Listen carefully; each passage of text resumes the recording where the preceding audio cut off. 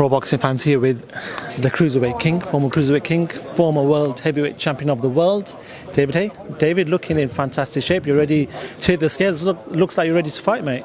Yeah, feeling good. Feeling good. I've been taking note of what I eat over the last sort of 2.5 months, and just to show people that you are what you eat, and if you put a bit of energy into avoiding certain foods, your body can turn out as good as it possibly can do. So I've been enjoying that process. But it's nice. I enjoyed getting fat. It was quite good. It's really easy to do it. You just don't have any guidelines for what you do. Just eat whatever you. If you go to dinner, don't eat any specific food. Just eat whatever comes out. Fries, chips, burger. Just eat everything, and your body just disintegrates. So when you have some accountability for what you're doing, it makes it very easy to manipulate your body fat in the right direction. So I'm going to be showing a few lucky people. I've got about 30 people I can handle, me and my team, to make sure they get to where they need to get to just by monitoring what they're doing on a daily basis and educating them on what different foods have effect on what parts of their body. And yeah, I'm looking forward to it. It's something I've been quite passionate about for a while. And people always say, "How do you stay in shape?" I say, "Okay, I live like this." And I have a good life. I eat in restaurants twice a day, pretty much every day, and I'm able to maintain a 10% body fat without training that hard. Everyone goes, "It's your genetics," but okay, what stopped me? Why did I get fat before then? It's because I was eating the wrong foods, or eating too much of the wrong foods. Just finding what works for individuals. Because what works for me might not work for you, but you've got to figure out what works for you. But no one's trying to figure it out. Everyone's just stuffing their face and going to the gym, really working hard in the gym. How's that going to do it? Getting in shape is 80% nutrition and 20% exercise, but everyone puts all the energy on that 20%, gets knackered and then gives up and goes back to the pies. It's a good point. I do want to sort of talk to you about, everyone's looked at your social medias. Everyone's had to look at your social media. Yeah. And there's a few talking points. I don't like to talk about personal things, but I'm going to ask you a very simple question. There's 2 females that you've been on holiday with. A lot of people are talking that it's quite an open relationship, shall I say. Can you sort of explain to the fans who are a bit nosy what's going on there? No, I like to keep my private life private. I let people in through my social media a little bit, but what I do behind closed doors are between me and the girls involved. So I don't really want to go into all that. Let's talk about why we're here. Chris Eubank Jr, Liam Smith, great fight. Everyone that I've talked to sort of split in the middle. Yourself, David Haye? A lot of people said that Chris is gonna win it easy, and I'm a little bit worried. This isn't the type of guy that you can turn up 50-60% and beat. Smith is a handful. It's been 8 years since he's won a world title, so he's been in the game at a good level for a long, long time. Got a solid team. He's had plenty of notice. He even had the fight postponed a few weeks to additionally get him in better condition. It's in pretty much his hometown. Manchester and Liverpool very close. So it's Chris is going to have to be exceptional in this fight to win, particularly by stoppage. He's going to need to do something very, very, very, very special. And he's got the perfect opponent to do it, because Liam ain't going to go running around. He's going to come for war. The press conference yesterday was very, very entertaining. No one was holding back in terms of banter. It took it over the line. There was there's a few wincy moments. Oh god! But that's what you want. You want to see that, because you're going to tune into to Sky Sports box office tomorrow, and you're going to get plenty of action. David, you've always known how to promote a fight when you were a fighter.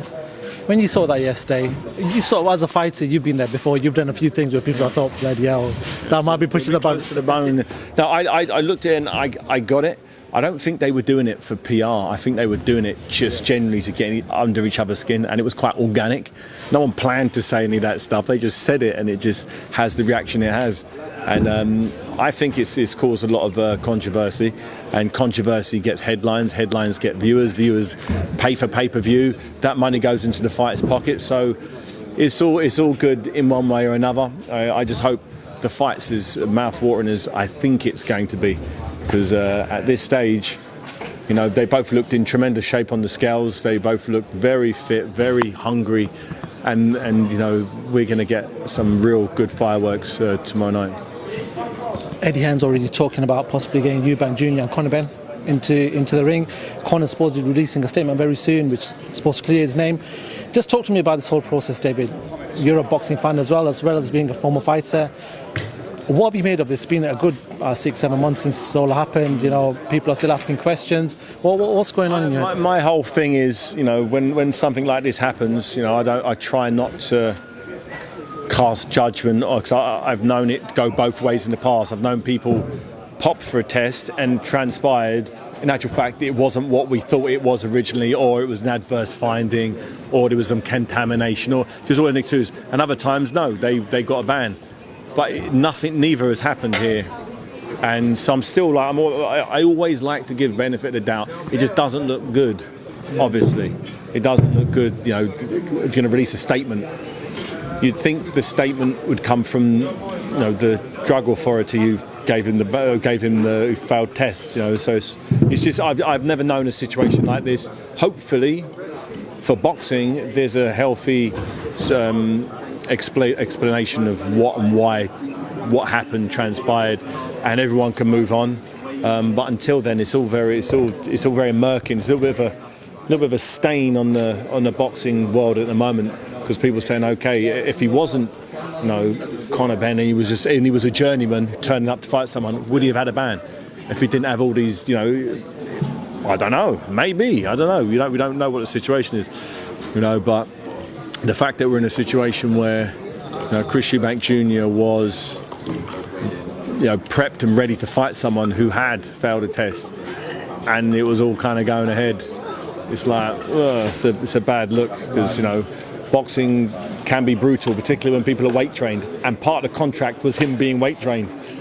It's like, you know, so, you know, someone needs to look out for the fighters' welfare. I know Chris manages himself; he's self-managed, so he's supposed to manage himself. But when you're the fighter, it's hard to truly be objective on a situation, because he doesn't want to pull out of a fight, regardless of whether his opponent was failed a test or not. So, you know, hopefully after tomorrow night, you know, we can get, after tomorrow night, he gets the victory, a tough victory. If he gets the victory, I still think that fight against Conor Benn, in an ideal world, transpired it was a tainted test or whatever, and that fight happens. But if it doesn't, and he serves a ban, how long is the ban for? Who's given the ban? Is it the border control? Is it? I don't know. I'm very in the dark about all of it. I haven't really looked into it, because, you know, what does it matter? You know, let the authorities say what. But how many months has it been? I think it's been about 6. I've never known something to go that long, but maybe there's a good reason for that. I'm hoping for boxing there's a good reason behind it, and it's all smoothed out, and the fights that people want start happening. David Haye, I know you've got to shoot, so thank you very much for talking to Pro Box fans. Thank you very much for giving us your time, and yeah, no doubt we'll speak to you in the future. Thank you so much.